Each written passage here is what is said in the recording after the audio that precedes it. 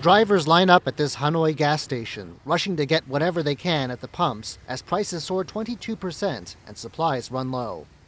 While people in the eastern Chinese city of Nanjing scramble Monday night to fill up tanks before a price hike kicks in at midnight.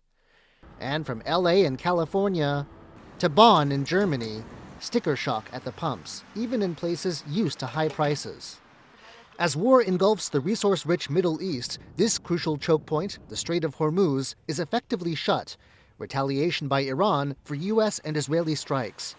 Tehran is threatening any ships that try to pass, the move cutting the rest of the world off from around a fifth of its oil and liquefied natural gas supplies.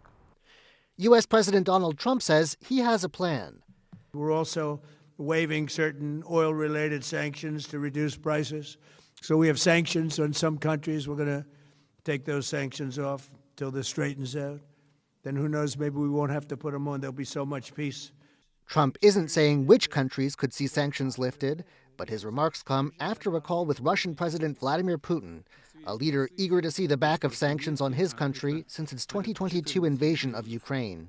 On social media, Trump's also threatened to strike Iran, quote, 20 times harder if it stops oil flows in the Strait of Hormuz.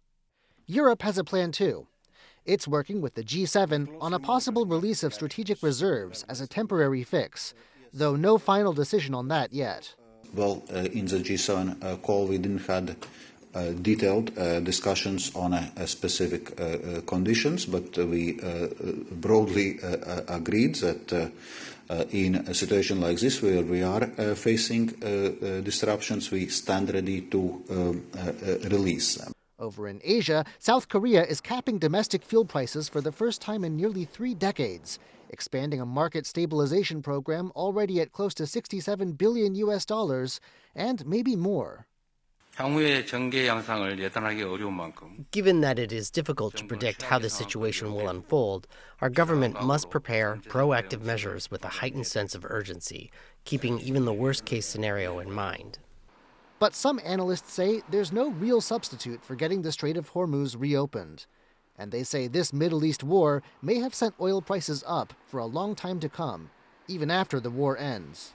Even if the current war in this phase draws to an end, we now have a new chapter of geopolitical instability in that really important region of the world for oil and gas supplies. I think it's going to be with us for quite a while, conceivably even through the rest of the term of President Trump's term.